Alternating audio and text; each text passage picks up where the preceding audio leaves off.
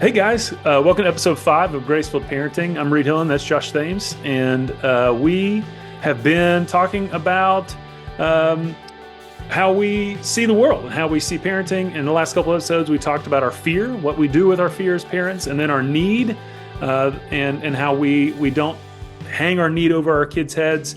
And then today we're going to talk quickly about alignment, and specifically because we were at our event in Georgia that we did about a month ago. And we did our whole presentation, had what felt like some really great conversation in the room. And then a parent raised his hand and asked the exact right question. And so Josh, talk to us about that question and why it's the exact right question. Yeah, it was. First of all, we keep reiterating this over and over again, but we had such a good time doing it. It was really fun, and we had like a lot of our ideas kind of like congealed together a little bit. Yeah.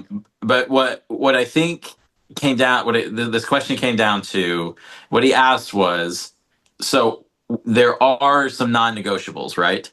Yeah. Like, and basically the next part of that question was like, how do we create and maintain our non-negotiables with our kids? Yeah. And even to expand that further, what I heard him saying, what I heard him questioning, which is like such a good question and a reasonable one after we talked about this story with the two sons. It's like, okay, so we recognize, we maybe even agree with the idea of like how to not react through fear and not react through need, right? But then what do we do? How do we help manage behavior in our children? Yeah. Like, how do we encourage correct behavior? And so how do we hold non-negotiables? Yeah. And I think it's the right question, because if you're going to talk about parenting and you're going to talk about parenting in hard times, you also have to talk about like, how do we help our kids make right choices? Mm. And I think that's a worthy question, because what I think sometimes parents hear is either it's one or the other. Either I'm just like being fully permissive and they can do whatever they want, or I'm the big bad authoritarian that they're afraid of. Yeah. Right. And I think Reed and I really, really, really want to avoid and what we believe is that there's a middle way and a better way. And we're trying to help graceful parenting be like a part of that middle way. That's right. And so as you think about that, Reed, like as you think about like this idea around how do we manage our kids' behaviors, I see that in my counseling room a lot of being like, I don't know what to do about X, Y, and Z. Is that something you encounter in ministry? Yeah, absolutely. And the main phrase I heard you say, and I wrote it down and underlined it, is help them make the right decisions, Right. because I can't make it for him or her. Like Right. it's that, and that's the hardest thing I think as our kids grow and start to move into the world, is that their decisions are their own. Right. And if I don't recognize that early, then it becomes, I think, more and more challenging to allow that to be true. Right. So we see that, and parents are rightly afraid in a lot of ways. Like their Yeah. parenting is scary. Parenting is like, it feels like a zero sum game sometimes, where Yeah. if I make one wrong mistake, then my kid's going to go off the rails and be this like, you know, banshee of a person or something. Right. So that's what I love about what we're talking about, graceful parenting, and the story in Luke 15 is that when the child does do that, the first son, the father is still a grounding presence Right. the whole time. As soon as the son wanted to come home, the father would have met him the same way the whole time, no matter what. He did have to go through all the consequences like we talked about already, but the whole time there was space for him to come home. Right. And so I think it's important that that was always the case. The Right. father didn't need time. If the son had said it and then be like, no, I changed my mind. I didn't mean it. The father would be like, great, I love you. I'm so glad you're still in our family. Sure. Sure. Right. I I'm glad didn't you're want here. you to leave. Right. Thank you. Yeah, the change your Right. mind's the right call. Right. And so like I think about alignment and conflict a little bit, and Ooh. how we see that kind of play out. Yeah. So yeah, like what about alignment conflict stuff with that? Man, I think it's really, first of all, it's really, really good stuff there, thinking about the different ways of the kid reacting inside of it. I really, really like this idea of alignment, because I think parents, including this one right here, needs tools to help manage our kids' behaviors Yeah. that other than the one that we have forfeited. So I have forfeited as useful the tool of being stronger and meaner and louder than my kid, of being physically and like verbally stronger and more powerful than him, as a way I'd like to manage his behavior, right? Yeah. Yeah. Um, Like there's times when I have to like, I don't know, like I had to grab him out of the pool one time when he was a little kid, or I had to like make sure that he didn't run into a road, right? Right. So those are all things when he was really little that like I had to like kind of physically protect him from that. But what I've noticed, and I think a lot of people in our generation, Reed, have tried to come towards this notion is that we really not like to create a relationship with our kids where the only thing that we do to them, the only way we manage their behavior Mm. is by being physically and verbally stronger and louder than them, Yeah. right? And so then what?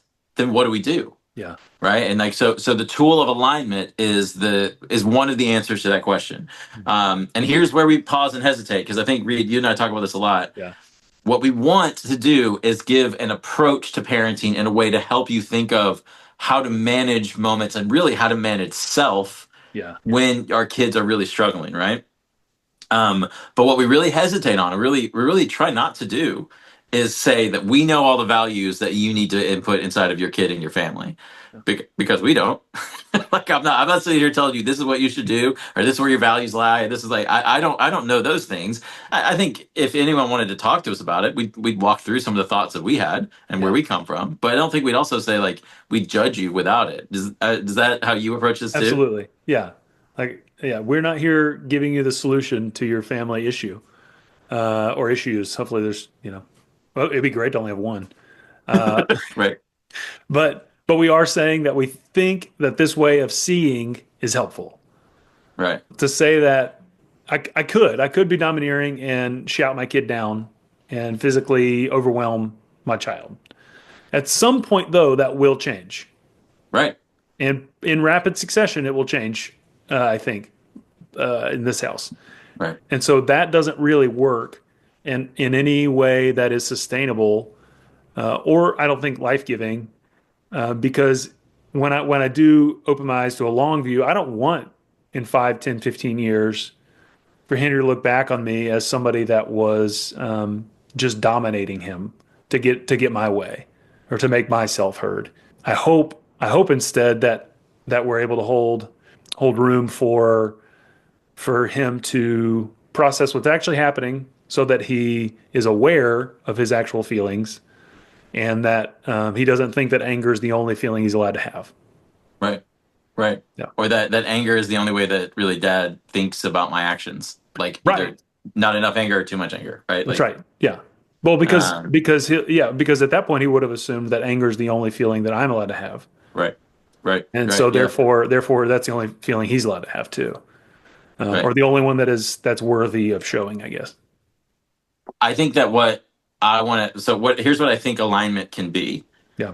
It can be the way that I help my kid manage choices that I know that they need to manage and develop and grow and Hmm. create good choices in when I decide that I'm not going to be physically and verbally domineering, right? So like the thought process is like you can rely on your relationship, right? Like so one of the ways that we can do it is like, well, this really hurts my feelings if you do this, right? Which Yeah. kind of relates back to the Yeah. need part. Like, well, like it's just really upsetting to dad or to mom when you do this, and so that hurts my feelings, so don't do this. Hmm. And I'm not saying that there's never a time to like maybe tell them, explain to them how this is affecting you.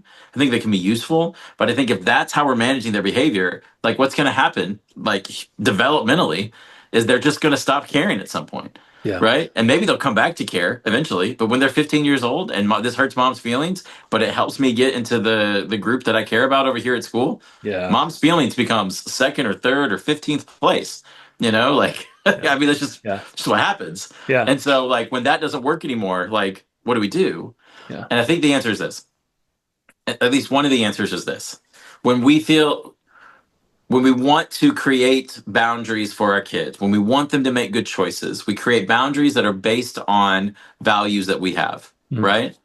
Right. So one of the values that we have at our house is that too much screen time is not good for Jonas, my son. Right. And like sometimes like screens are good and they're fine. And we're not trying to be zero sum, but like he needs to have limits on those. Right. Right. Then like too much of that is bad. And so what we try to do is like put limits around it. And what in a lot of ways, if we think about this, what we try to do is we try to help him see the choices that he can make inside of that value. Hmm. Right? So the boundaries are, Jonas, you have 40 minutes to play tonight. You have 40 minutes. We have a timer going. I'm going to help you know when it's 30 minutes. And then what I need you to do is make the choice at 40 minutes that you are going to be willing to get off Yeah. and be done and not throw a fit. Right? So here's what happens if you do a good job in that. Here's the positive consequence that we get to have an opportunity to play tomorrow. Right? If that's not managed and you don't handle that well and you can't get off the game and we eventually have to turn it off for you, Yeah. then what happens is you lose that opportunity for tomorrow. Yeah. And here's the idea behind it, Reed. Like, that's a really simple version, and he does not always manage himself well inside of that at all. But the What? thought process is like what pulls him towards that saying yes to that is because he really wants access to that thing, right? He wants the screen time, Yeah. right? Yeah. So then I say, I want you to have that screen time too, but here's the boundaries that are inside of it. Here's the choices you can make. Here's the choices that would be bad to make, and they lead different places. Yeah. Good choices lead me here. Bad choices lead me here. And this is where it helps me. This is how alignment can like begin to like help me. Yeah. I don't have to be overwhelmingly reactive to this. Mm. Like the consequences are already set. We've been really proactive in it, right? Like this is Right. like one of the kind of the foundational parts of alignment. We're super proactive. Mm. We set this up. We make it very concrete, make it very easy to understand the choices we're trying to make. What happens when we don't make those choices? The consequences there, they're all clear, very easy to understand. And then I hold those boundaries for him because I'm in charge, because I hold those boundaries. And then he chooses whether or not to do this. Hmm. And when he chooses correctly, good things happen. When he chooses not correctly, not so good things happen, but they're not my choices, they're his. Yeah. And I So think that's one of the major shifts for me is, and that I still wrestle with it so often me too. because being reactive is natural and Yeah. and part of of life. But I want him to know that his choices are his own, and that his choices are not like affecting me in a way that's like going to ruin my night. And I'm Hmm. not, and and I'm not like it's not going to ruin my night. It's not going to ruin my tomorrow. Like I'm going to be fine either way. Mhm. And I love you the same either way. And I Yeah. think that for me is one of the biggest things too, is that like it's not a question of belonging with me anymore based on whether or not you do the thing right, whether it's a video game or whatever else, right? Right. Right. And I think one of the things that was hard for me in growing up, and one of the things that one of the reasons I think our, like you said at the beginning, our generation is like, well, I think we want to put that down. I don't think we want to do that anymore. Yeah. Is that it felt like when we messed up, we didn't belong for a while. Yeah. That like there was this separation that happened, and and that belonging was in question now. Right. Right. And we had to like sometimes maybe earn our way back in. And then for me, I remember feeling like a need to almost like try to like bob and weave out of stuff, Mm. like to avoid accountability, because accountability meant not belonging in some way, at least Right. for a stretch of time, Right. or even the potential of not belonging, that sort of feeling. Right. And so I wonder how much of that is connected, and then that leads me to like the conflict of the actual accountability is hard to Right. do. Yes, it is. Yeah, Yes, it is. I think that's the part where people are like, yeah, but then you have to hold the boundary, right? Then you have to follow through. exactly. Right. And that you're Yeah, right. That's the rub. And my thought would be, you're exactly right. But again, this is one of those moments that I have to talk to myself. If I got to choose my hard. yeah, Right. So it's also really hard to react towards him in a way that is kind of surprising and he doesn't really get and doesn't really understand. He didn't really know the expectation. mm, He just knows that dad's mad now, and yeah, now I have to like, and then so what? How do I manage this situation, Dad? Like I don't know how to manage. I'm trying to figure out with you. That's hard for him, and that's hard for me, right? Both of us are having emotional moments at that moment. yeah, Instead of this, what this does is it offers him like a clear expectation, knows what's expected of him, especially in like really high level non-negotiables. And I think that's the thing. I brought this down to like a pretty low level, but like there's some high level stuff yeah, that you begin to like put this in, and even then. Like what is not necessary for me is to be completely outmatched emotionally by this moment, because mm, like the choices that he's making have led to like consequences, positive or negative, right? And so like and then I can even like be on his team still. To be clear, he's not going to be thrilled about this. He's not going to be happy that I'm still on his team necessarily in that moment. But what I don't have to be is the person that's excited or happy to get him in trouble, Yeah. right? I could just be like, I hate that you have to go through this. Yeah. I'm really bummed that you have to be here. But like, but this is what we have to manage because these are the choices you made, and we have to figure out how to work through that, right? And the reason why we have these boundaries up is because we believe in these values. Hmm. I believe that this is good for you, right? That this is what you need to grow up and to have and to develop what you need, Yeah. which is really hard. But I think the thing that I thought inside of that, Reed, that you just said is like so good. If we're taking away, we're intentional about telling our kids what's not ever in peril is your belonging to me, Right. right? What I think they probably need is like explicit, intentional awareness of what is in peril, Hmm. right? You're you're not your belonging to me is always here. I'm always for you. I'm always with you. I'm going to be with you in the midst of this consequence too. I'm for you. Like I want to help you manage this as well because you're mine. But what is in peril is this thing that matters to you. Yeah. What is in peril is this thing that you really desire, and like it has to go away because you didn't make the choice, Hmm. right? So if it's not belonging and it's not like murky, like do I still belong to my dad? Is he still cool with me? No, it's like dad's always cool. Like mom is always set. Like I always got her. What Yeah. I don't have is like access to the car, right? Right. That's what's in peril. Right. And so then I think that's the thing that's hard to do. Yeah. Um, Yeah. And I think the shift that you just described is, I think I might have said this before, never a different one is like the move from cop to coach yeah, in the parenting role, like the parenting dynamic with as children age, and we're still in the cop realm because Henry's 7, so like or almost 7, so like we're still cops, like we're still having to be the like the ones that are pretty heavily in charge and taking him to jail. sure. The the move to coach is hard for a lot of people because if all you've ever known and what was displayed for you was cop your whole life, Mm, then how do we move into a coach role, yeah. and what does that actually look like to navigate, whether it's a high school age or even in like college now, that role Uh, of coaching yeah. your child. I'm gonna throw it back to you, Reed, because you're one of the best coaches I've known.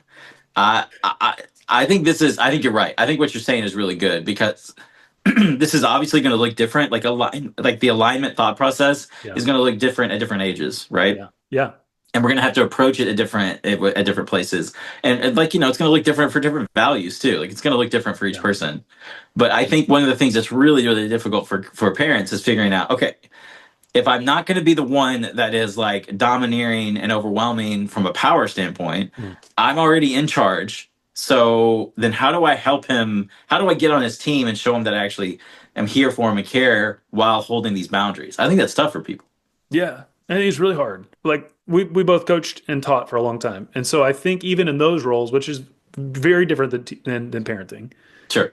But as a coach, I have distinct memories of players assuming that I was mad at them or that I didn't like them because either I took them out of a game or their playing time went down. Those are usually the reasons.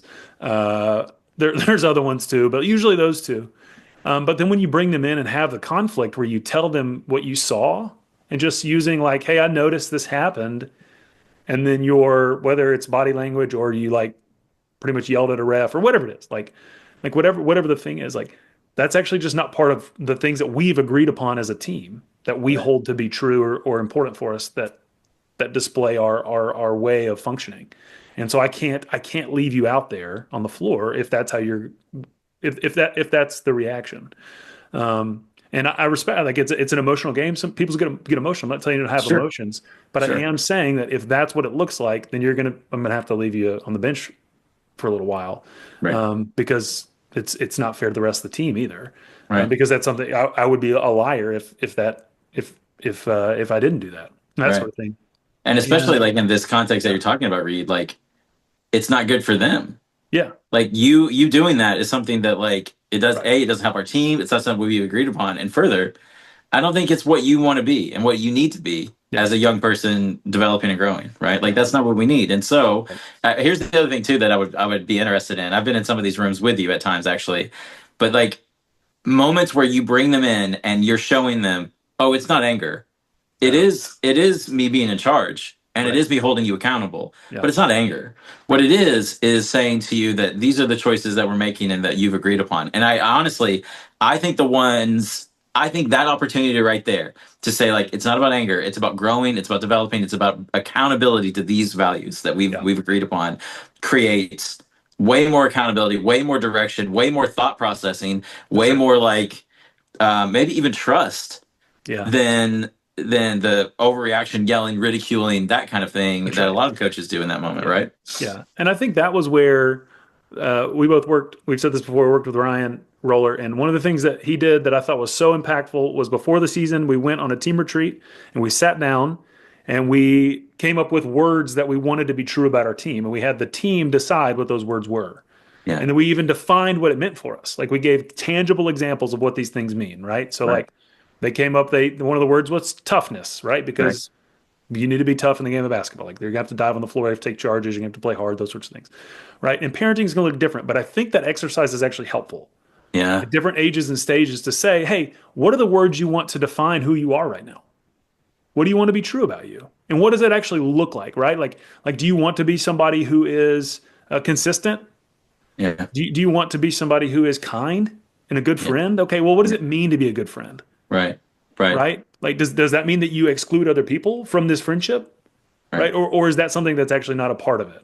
right, And when I call you, when I ask you about it and say like, hey, I noticed that you were actually like shielding off another friend from playing. mm, Is that part of how you said you wanted to be? It makes it me. I'm now your partner in it, and I'm not being like a I'm not cop anymore. I'm now a right. coach alongside you. Right. I'm And so, with you in this, and yeah, I am still in charge. I still yeah, hold accountability. I right, still hold the boundaries, yeah, and I still am the one that are creating the consequences. mm, But I'm also not against you. I'm not your opponent. I'm no, for you. that's right. I am with you because Yeah, I want to help you grow, and you belong to me. yeah, Right. And that's so right. like we're on the same page. Yeah. But here is what is next.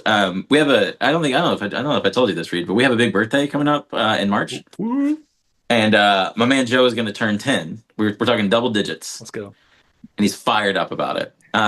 He also told me a little bit too. This is great. Side note: he told me that he's a little bit scared of growing up because he heard someone talk about taxes and he doesn't know how to pay those. How much you have to pay in taxes? Amazing thought process. I would love to talk about that Oh, sometime. that's so great. And I was like, "Don't worry about taxes right now, dog. Just be 10. It's okay."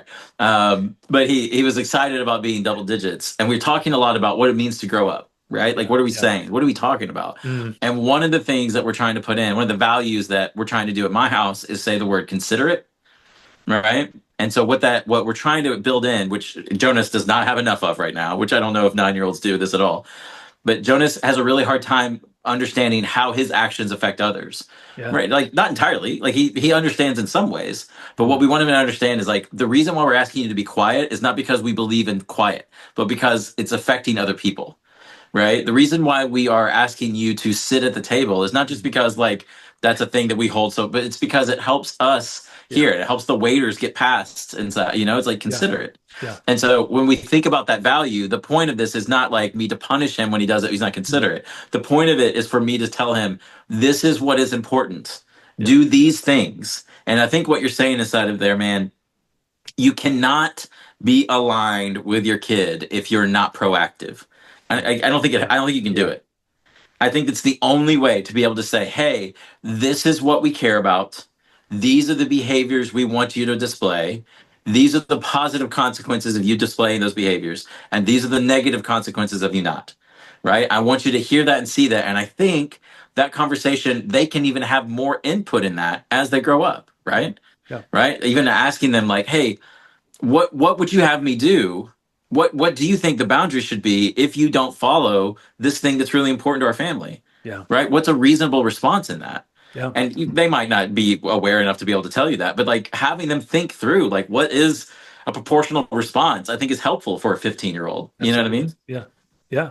And then they have like skin in the game. Say like, well, you're right. I did say I wanted to be consistent. Right. And that Right. meant like getting to school on time, Right. right? And if you can drive, then getting yourself to school on time. Right. And if Right. that doesn't happen, then do I have, do I drive you to school, right? So like it's Right. a natural thing, and I'm partnering with you in it to say, I love you enough to hold this alignment, Right. because I want you to be the type of person that you say you want to be. Right. I And love that's part of that example too. yeah, and that's like pretty much my whole job as a parent.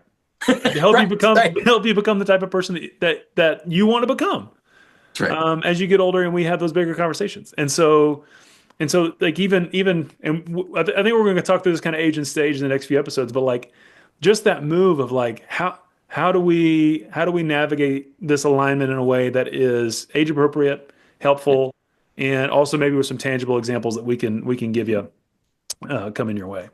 I love this. I love that. I think I would love to like have people think through this like practically because first of all, let's make sure you understand it's hard to do, and we're not Yeah. I don't think that alignment requires perfection, and I Yeah. also don't think in every single moment it's possible to be fully aligned, because you can't be proactive about every possible decision That's that right. your kid can make. But I think you can like think through your values and think about what are the things that are super important to us, and be intentional about thinking through choices and behaviors that you're asking of them, and being really Yeah. specific about those expectations, right? Yeah. I'll tell you this right now. This is beginning to change a hair, but I'll tell you this, Reed. Popsicles are like the game changer for us right now. They what pull us towards good choices. Um, I don't really want to take a shower, Dad. What if we took a really good shower right now, and at the end of that was a popsicle? Talk to me about Suddenly it's popsicle. different. Yeah. Suddenly it's different, right? And so we have that being the consequence and negative right there. That's not going to work when he's 15, I don't think. Although I don't know, he might be down with the popsicle. I probably was Popsicles are down when he's great. 15. Yeah, yeah, yeah. By then it'll be I don't want I to do stink at think school, so you'll be good. that's right. That's right. I loved your example, and I would love to keep talking about this. And what I really would love, Reed, is like for listeners and friends of ours to like ask for specific thought processes on how Yeah. do we align, and we want to hear it from you Yeah. too. Like, how do you align with your kids? Like, how are you managing? How are you creating your boundaries? How are you creating choices for them and consequences for them in this?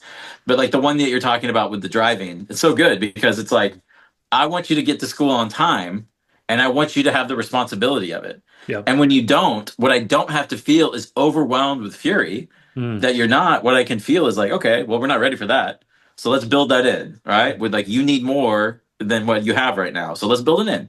Yeah. Let's build in, like connection. Like let's build in, hey, so I have to drive you to school now, but you can have the opportunity to drive to school if you're in the car with me at 7:30 every morning, ready to rock and roll. Then I can see that like, oh, now you're getting it. Now you understand what it would take. And so now I want to back away. It's not about this punitive, like, I can't believe you did this to me type stuff, which is like the need stuff we talked about last time. But it's more like, what do you need, man? Do you need to learn how to like get here in 7:30? I can help you with that. And the consequence isn't forever, and it's not a zero-sum game like we said at the beginning. Right? It's a consistent shifting reality of that's what partnership is. Because that move from cop to coach is I think one of the most important ones. Yeah. And I think the last one, I don't know if those, I think those are from Fuller. They might not be, but I think they're from Growing Young and Fuller, the Fuller Institute. Right. And I think the last one is called consultant. Right. You're an adult, and like if they want help, they call you, but like you're just a consultant at that point. I did call my dad the other day about like car insurance. So like that's probably, hey, could you tell me like what do you do? Hey, talk to me about it, dude. Like I don't know. Like, it's like Joe with taxes. I don't know what they are. Right? I don't know what they are. It's all right. Yeah, we'll work that out later on. Oh, it's so good. This was episode 5. Thank you guys for listening. Send us the things that you're thinking about with alignment. We have a new email, gracefieldparents@gmail.com. You can follow us on our Instagram, gracefieldparents. A lot of good things coming your way. Yeah, thanks for listening. Thanks, guys. It's good to see you.